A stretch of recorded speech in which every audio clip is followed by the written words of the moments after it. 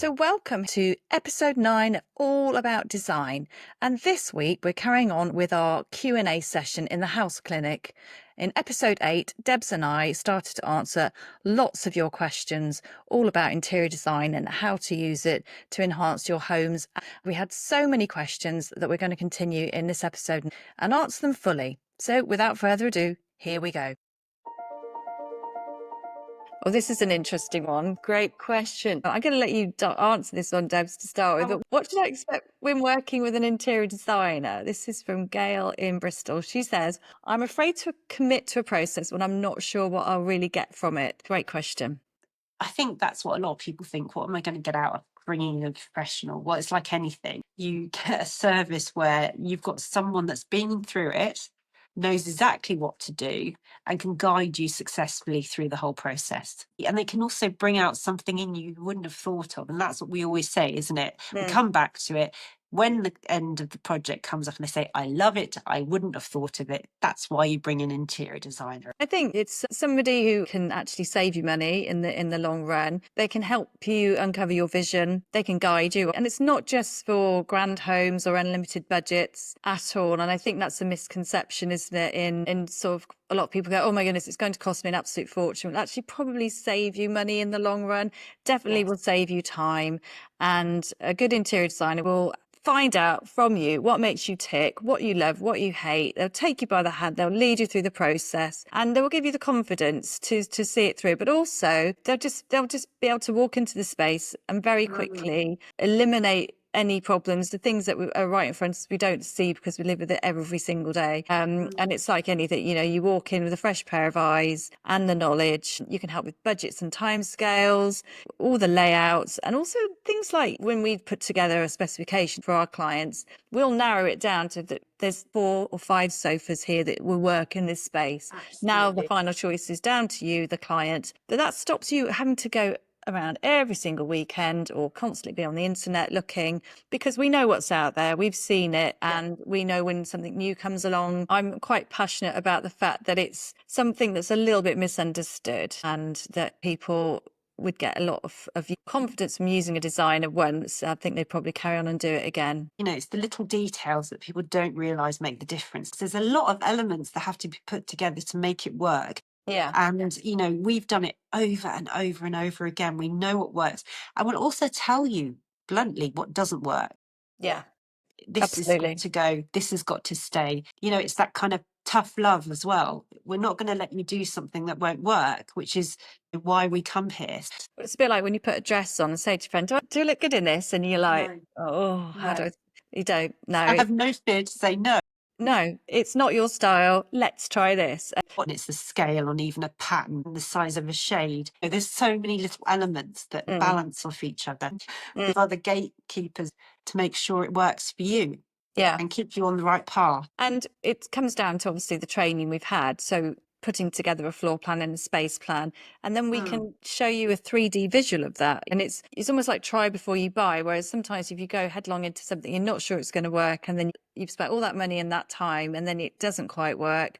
There's all those little things that we're there to catch before they become an issue. We put together the mood boards, the colour palettes. It's like you say, weaving in the pattern and texture, understanding how the materials need to work together to give you a bit of reflection, to give you furniture that will work in your room style. So I think interior design is, it pays dividends, and especially for the more important projects. If anyone can sort of tackle a small space, but if you've got something and you're just not 100% sure where to even begin, then I think that's a good time to call in an interior designer. Yeah, absolutely. And not be afraid to do it, because it's like anything else. When you call someone in that has a speciality, you wouldn't go just say, try and do it myself. If you're not confident, then you get the right people for the job. And that's what we come with, years of experience. And it's always how you deal with the problems that, sort the problems is what you're paying us for, really. At Novo Interiors, for example, because we've been doing this a while, we've now got a really good team of craftsmen we work with who we know their work, we know we can trust them to turn up. So we can do the one-stop shop. So especially if you do have a busy job, you don't have time to start phoning the plumber or the electrician or making sure they turn up on site. where an interior designer can, such as us, we do project management as well. So we can say, look, we'll be there, we'll manage that for you. So there's all those things. Yeah, the list is sort of quite endless, really. And then styling the finished space, that's a big one. You know, quite often we'll go with our clients on a little shopping spree. It's a wonderful thing to do. It's the end of the project, but often the bit that falls down. And we just go somewhere like Home Sense, The Range, Dunelm, John Lewis, go and buy lots and lots and lots and lots of beautiful things. As long as you can take them back, you've got the receipt, don't worry about it, and then put it all together, see what works for you, and then you've got a finished space instead of getting to that end part, which then sits looking a bit forlorn and lost because you've run out of steam, and it's like, well, you know, why is there no pictures, no mirrors, no ornaments, nothing that's finishing off, like the icing on the cake. So that's a Absolutely. good thing. It's the accessories to the outfit. Working with a designer isn't about handing over control, it's bringing your vision to life with a pro in your corner. Yes, I like that. very true. What's the difference between an interior designer and an interior decorator? So we get asked that quite a lot. Well, I mean, this is my opinion, but an interior designer is designing the interior, not just decorating. And so we work from like architect up to flowing a cushion around, as we say. But I always think that interior decorator is just the person that puts the paint on the walls. Well, Not I think in a way, yeah. My understanding really is, like you say, the designer, interior designer, which is what we are. You can even get involved at the architectural stage, and that's a bonus, and that's what we've talked about, I think, in episode 3. Getting in early, especially on a new build project or a project where you're actually sort of putting up a new wall, you can come along and you can give vision early on so that actually that architectural build will run smoothly, and you won't come to it for 4 months down the line when the interior designer says, oh, it's a shame you didn't have a plug socket there, or you didn't have a recess there. Excuse me. But so an interior designer is more of an architectural assistance, if you like, but also will look at layout, structure, all those sort of things that might also be built in as much as they are freestanding. Of course, we get involved with all the colour schemes, the lighting, the materials that are going into a space. Whereas in my opinion, an interior decorator will just advise on the colours and soft furnishings, so the cushions, the curtains, the paint colours. So yeah, that's the difference. An interior design can help you with the floor plans, the electrical layouts, lighting everything. schemes, kitchens, bathrooms, liaise with the builders and the contractors. But both of them, an interior designer will then carry on and finish everything an interior decorator might then have come in to do later on. So we're more about sort of spatial elements as well as just how it looks, really. I wonder if it's an American term that's I think it is a confused bit. everybody. Yeah. Yeah, it's sort of it's come over the pond then. It's come over the pond and nobody knows what's going on anymore.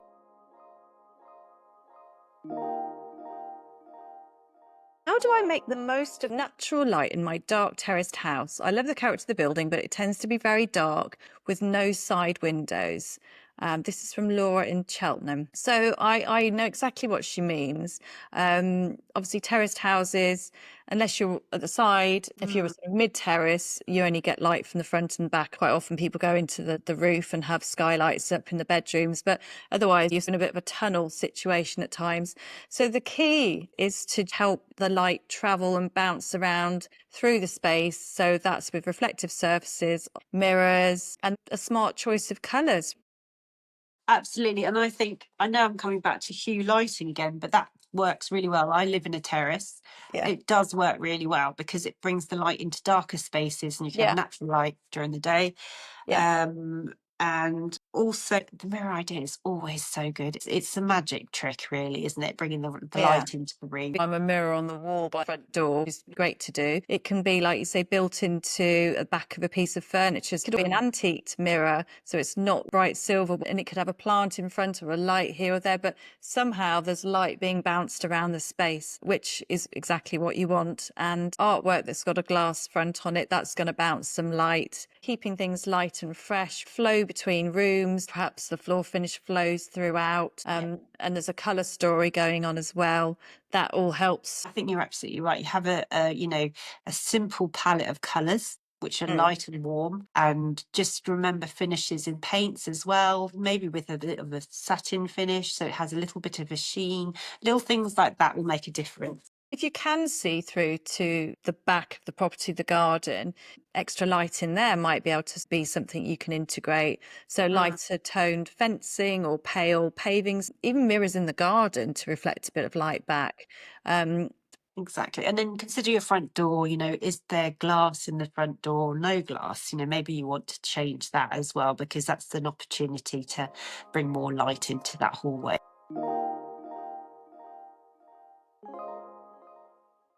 how can I refresh my home on a tight budget? This is from Anna in Glasgow. Ooh. Anna, well, I'd say one of the biggest things is have a look at what you've got already. Mm, We do laugh about rearranging furniture, but actually it can make a huge difference. And it might not be just rearranging the furniture that's in that site. mm. Have a look around the whole home, assess what you've got, maybe take some pieces out, move it around, have a look at what you've got and just play with it. That would be one of the things I'd say. Yeah, I agree. I mean, it's completely free to use what you have already. And half the Mm. time, I bet a member of your family would walk in and go, "Oh, is that new?" And it's actually been in the house 5 years if it just has a different location. So I think that's a great idea. Swap your artwork around, your cushions, your accessories between different rooms, or have a look in the cupboard what you've put away 5 years ago and forgotten is there. And as I say, sometimes we stop seeing what's there. It's just moved to a different place, and Mm. it's going to suddenly be seen again. One of the cheapest tricks and magic trick as well is paint, isn't it? Absolutely. Yeah. Paint changes everything. Like you said, if you have a home and it feels dark, lighten the walls, Yeah. bring in the light. Or wham in a beautiful feature wall, you Mm. know, put in a turquoise wall or a emerald green wall. Do something that's a wow factor. But that's really easy to change again, should you so desire. And obviously, if it already works with the colour scheme of your cushions and accessories, brilliant. If not, Mm. on a very limited budget, you can still afford to go to these amazing shops that have so many different options. Dunelm, Laradwat, as I said, I mean, John Lewis has some really good priced cushions. Amazon, Wayfair, online, you can buy cushion covers only, so you don't need to invest in the pad as well. Just for a very, very well priced uplift, I guess, to get Mm. such a big difference. So, wanting a paint can totally transform your room. And don't forget, you might decide to do the ceiling, which is the fifth wall. That's making a massive comeback, isn't it? Painting ceilings, absolutely. You can transform a room by using that extra wall, but it is a case of, if your budget's low as well, look out for deals on paints. There's always deals on paints. And I know in B&Q and places like that, they always have, return paints. Sometimes they can't resell them. So you Hmm. can go over and check what's in. They've got a whole stack of them. And it's really quite handy if you are on a Yeah. budget. If you've got a small space, just make sure you get enough paint to upscale your room without the price. Absolutely.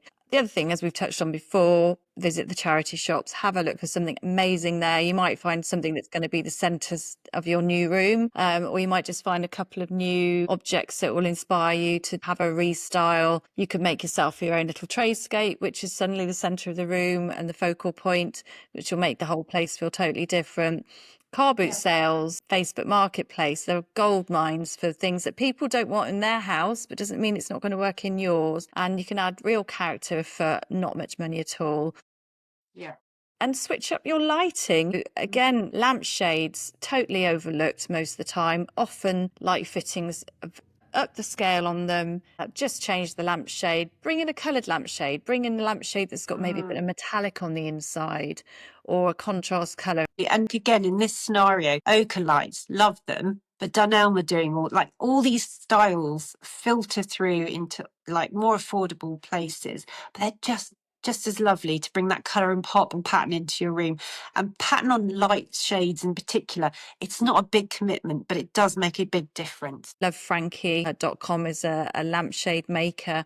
And if you have a Mhm. piece of fabric you love, for not a lot of money, you can send it to them and they will make you your own custom lampshade. So there's lots of options there.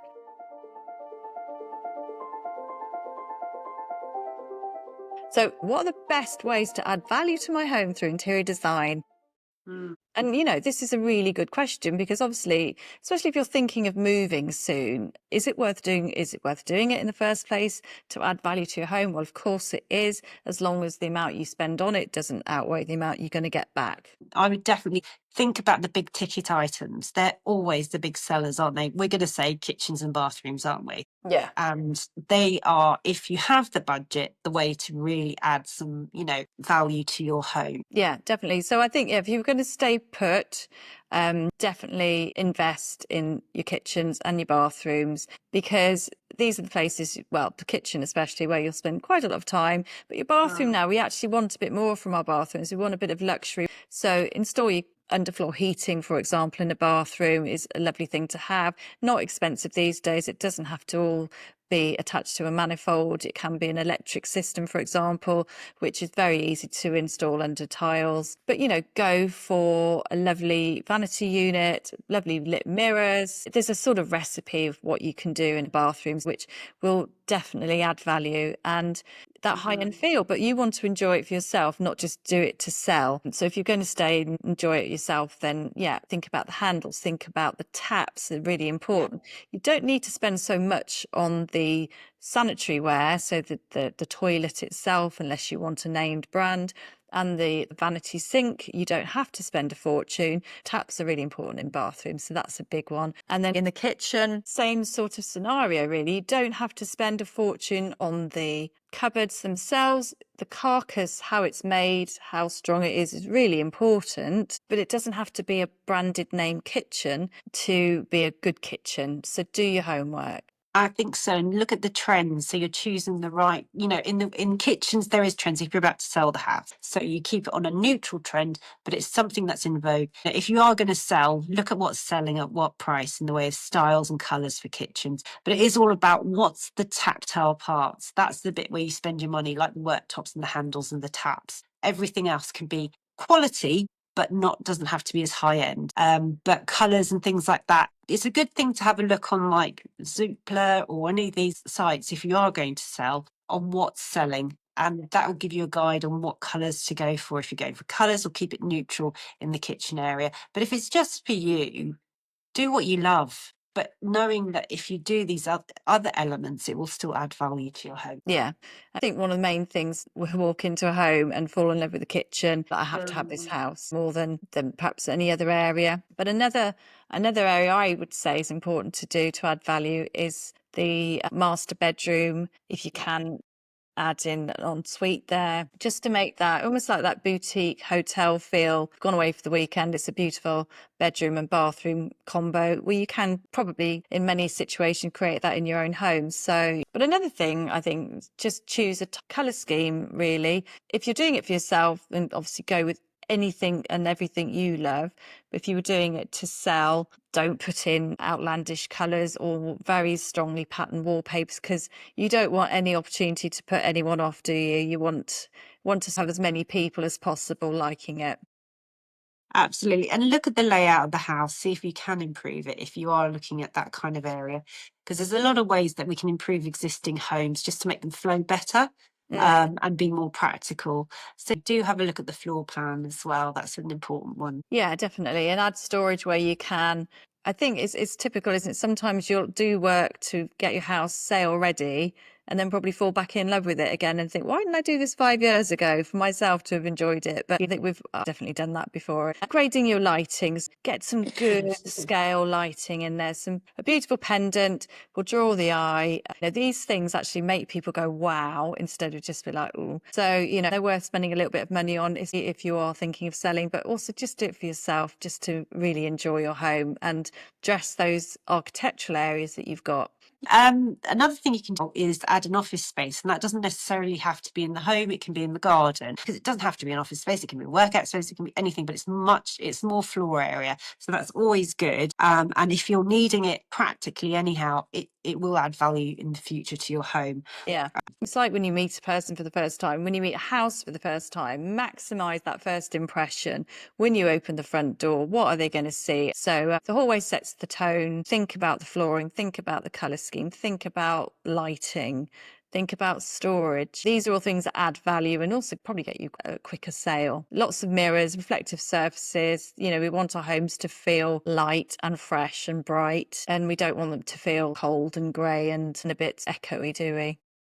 Yeah, I know we're talking about interiors, but the interiors start, like you said, with the first impressions. So think of your front door, think of just around that porch area, whatever you have, celebrate it. But also, what I like now is, it's a prelude to the colours in your home. So your front door can be a colour that just works and invites that person and starts the journey as well. Your front door can be a reflective colour of what's in the home, and it starts the thread of design. So that's something to consider. Those sort of things create an atmosphere as well, don't they? As well as things like plants. I know faux plant great in many ways, but they do have their place. So you could mix those in with some real plants, and that gives a really lovely feel in your home. I think, yeah, it's about giving a cohesive design. That's what I think brings value to a home. Thoughtful, cohesive design with textures and finishes that work in harmony. But the most beautiful homes aren't just styled beautifully, they're designed beautifully. Yeah, I think value has to come through good design and, like you said, space planning, built-ins, all these other practical things, like a lovely kitchen office that's built in and hidden, dual purpose. A lot of us don't have massive homes, but we make them work. And if they can function in different times of the day at different levels, but still be practical, that definitely would add value. So this is a good one. Any tips for making a rental flat feel like home without breaking the tenancy agreement? It's a bit like MC Hammer, isn't it? Can't touch this, but you Yeah, can. very good. Do, do, do, do. You can touch this. You can, but as long as you can take it away at the end, yeah. There's lots more things on the market that are renter friendly. It depends on your rental agreement. Sometimes you are allowed to paint walls, sometimes you're not. But you do have to have a dialogue. And if you've got a good relationship with the landlord, that's the first thing. Paint, because it's not a hard thing to change. But if not, then you have to be very careful. But there are products out there that can help you achieve a more personal interior without having to actually damage anything in a home that you don't actually physically own. One of the best innovations I've seen in the last few years is these hanging strips we talked about earlier. You can create your gallery wall or hang your artwork without having to get the drill out. Obviously, if it's too heavy, massively heavy mirror or something, take advice or think twice. And then all you do at the end is take them off, peel off the other part of the fixing, and off you go again. You can also put these adhesive wall hooks on for hanging your bags or hats. It doesn't just have to be artwork or mirrors. So these houses work for you. Absolutely. And there are really good quality temporary wallpapers and tiles that you can put down. Gone are the days of it a bit tacky. The market's definitely opened up. So have a look into that. Even if it is creating just a little bit of a, kids environment in a kids room, a bit more friendly to them. There's ways of making it work. So just have a look at the market and research into things that can work for you. Things like a big area rug, for example, it depends on what sort of flooring you've got down. But if it's not really to your taste, just hide it with a big area rug. Great for living rooms and bedrooms. It, hides a multitude of sins. And that's a great starting point for putting your colour scheme into a space that's already got something that's trying to lead you a different direction. If you don't like that carpet, don't let it hijack everything else in your scheme. Put a great big rug on top of it, off you go. Absolutely. And window treatments are the same. There's lots of clip-in designs now, even in like faux shutters that you can put into your windows, but they don't drill. That's the Yes. key. So, again, they're all on the market. Again, that could be a privacy thing, or the film works as a privacy thing. That's renter friendly. And I have seen that in situ and it doesn't look bad at all. And then curtains, go for it. Just, if you want, that might be your opportunity for a bit of pattern, a bit of design. That combined with lampshades and things like that, just suddenly bring it up. If you've got a boring ceiling light pendant, you can change the pendant easily. You can bring in a nice floor lamp. You can bring in your table lamps. You can take those with you. So keep those more on the neutral side, so because you don't know where you might be ending up next, then they'll work in your next interior. But lots of lovely plants and greenery. They add life and softness and colour. And also they're great for disguising and hiding weird corners or something that you perhaps don't like in the house or the apartment that you're renting. Now, I think maybe I should have said this at the start, but take stock of what you already have in this rental.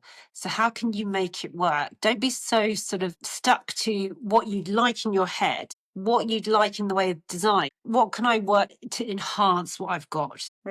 That's a good way to make it work better. Definitely. And actually, moving on from what we said about the rug as well, if you've got the sofa, if it comes furnished and you hate it, get a big chunky throw, or again, like Dunelm, the range, massive throws, plain, textured herringbone, whatever you want. Throw it over your sofa. It almost looks like that's what the sofa's upholstered in now. And then your cushions can go on top of there, and it's like a completely new story. So definitely something to try.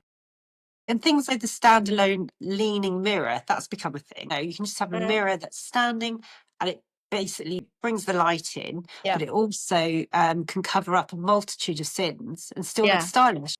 And it might even have something really ugly, like an old radiator that's a little bit rusty, you just don't like. And again, it's down to cost. But if you think I'm going to be here for a couple of years, that's really going to annoy me, invest in a radiator cabinet. They're not expensive and they give you almost an architectural finish in that space. Great for putting bits and pieces on photographs, so on. Obviously, you're not going to go to the expense of changing that radiator because it's not your house or your flat. Radiator cabinets are a great thing to do. Bring in your stylish storage. I love big wicker baskets, things like that, which obviously are not attached to anything. So you take them with you, your candles, objet d'art, and suddenly you make it your own. It's, easy when you sit back and think about it logically. As you said, assess what you have at the beginning and then go from there.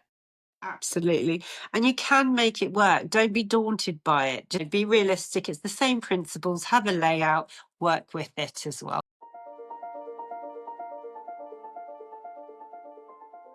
This is a great question from Kelvin and Ian in Stratford. How do you make a new build home feel less boxy and more characterful? Oh, I love this. And I love the fact that I've seen more and more people not scared to put what we'd call historic features into the new build. So Yeah. people are not wanting a box anymore. So I would say, yeah, get into paneling, get into architrave. It's the scale of it that you have to work with. So the ceilings may not be as high, but you can still use them and they will bring something a bit more, like you said, another architectural feature to the home. And they really do give you more than just a flat surface, just the scale. You don't want it to be too heavy. You don't want it to be too large, but there's so much product out there at the moment that you can make it work for your interior. I think you're right. When you do install a picture rail or a dado rail, play with colour blocking, perhaps have pattern wallpaper above and a colour below, or paint the architraves different colours around the door frames or the skirting boards, just to bring in something that's not that, as you said before, show home magnolia and plain white. And then bring in those vintage and eclectic pieces that represent you. So suddenly no one's really looking at the boxy rooms anymore. They're looking at, wow, beautiful sideboard or that gorgeous lamp.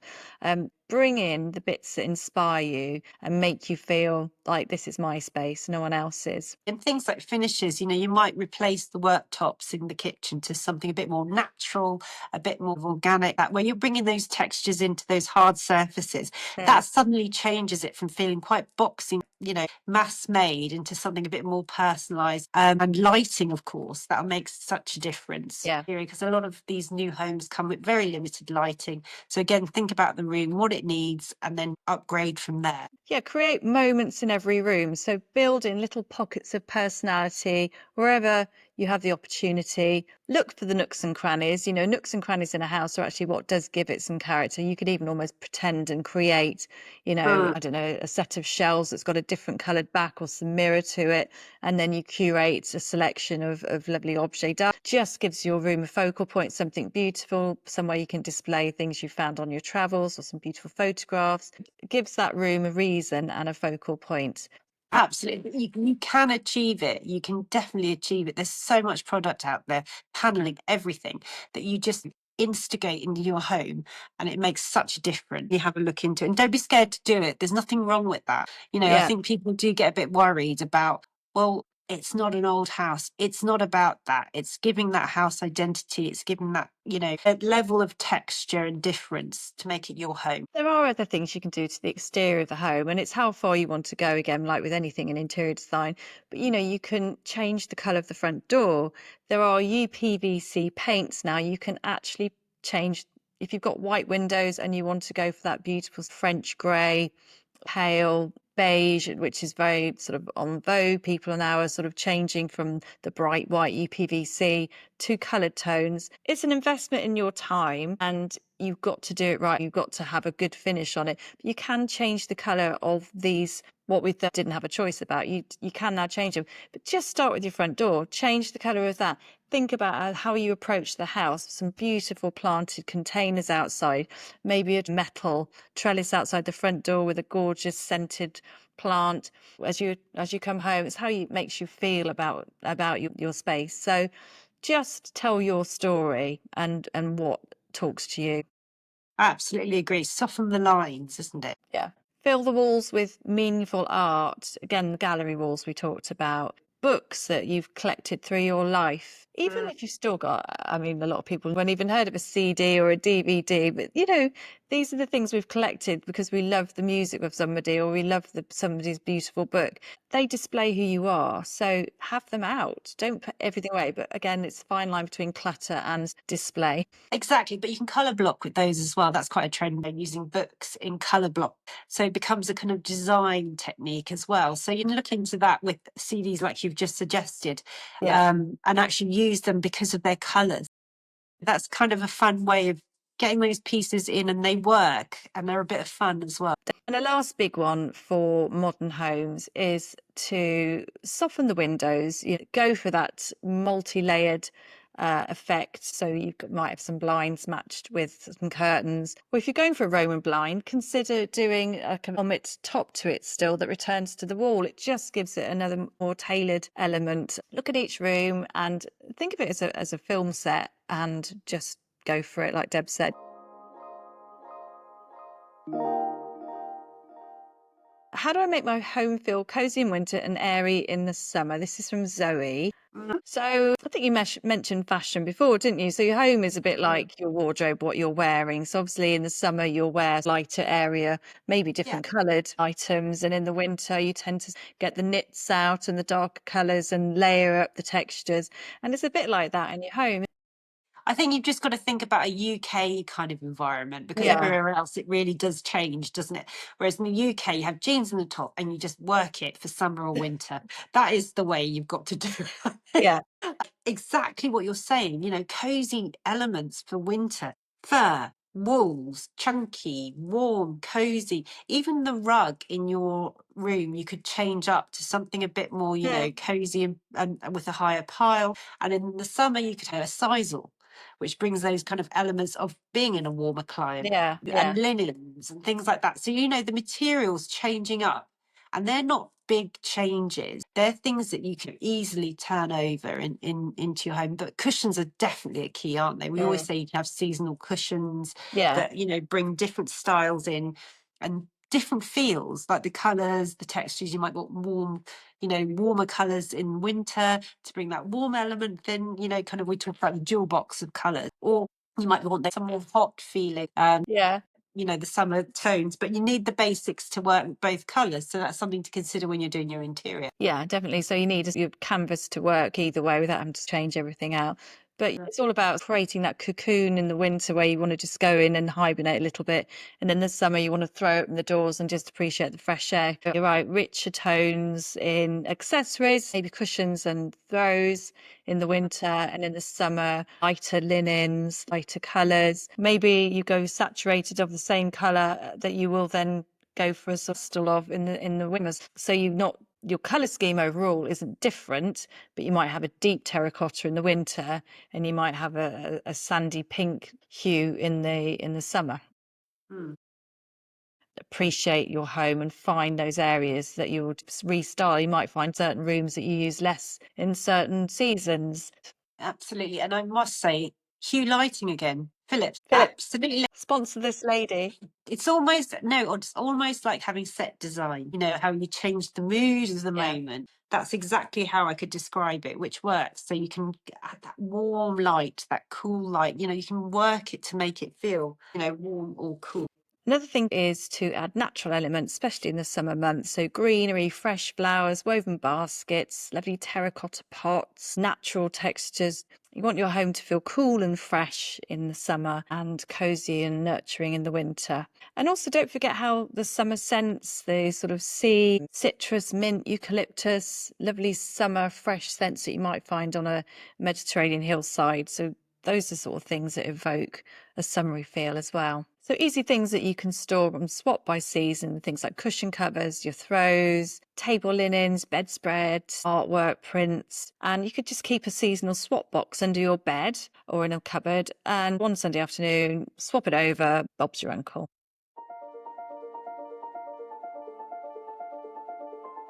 So this is a great question. How many cushions is too many cushions? So it does depend on where you are and what they're for and who the client is. I am going to be a little bit controversial and say that most men don't actually want or understand why you have bed cushions. They tip them on the floor at the earliest opportunity. They may stay around in the lounge a little bit longer on the sofa, but still the ladies understand the aesthetics perhaps a little bit more. But cushions not only finish the scheme beautifully, they are practical and they are one element that can pack a real punch and ring the changes very quickly in a scheme. So they definitely need to be included. And it depends on the overall design. You may need symmetry in your life. So balancing a mirror image of cushions on a sofa could be what ticks your box. But an asymmetrical, eclectic selection could also be what you are more attracted to. So it's very personal choice. And places like Dunelm, Next, John Lewis, anywhere you can get a full refund, go and buy lots of different cushions, lots of different styles and sizes, take them home and keep trying the arrangements until you get that sort of eureka moment. And it will come if you persist, I promise you. I think the golden rule is if you have to move more than half of them to sit down or sleep, you've gone too far. Well, that's it. We're at the end of our Q&A house clinic and thank you so much for all your amazing questions. Debs and I have really enjoyed being put through our paces, and if you have any other questions at all regarding your interior design, do get in touch. Our email is contact@allaboutdesign.online. Thanks again to Debs for joining me, and we'll be back very soon. Take care.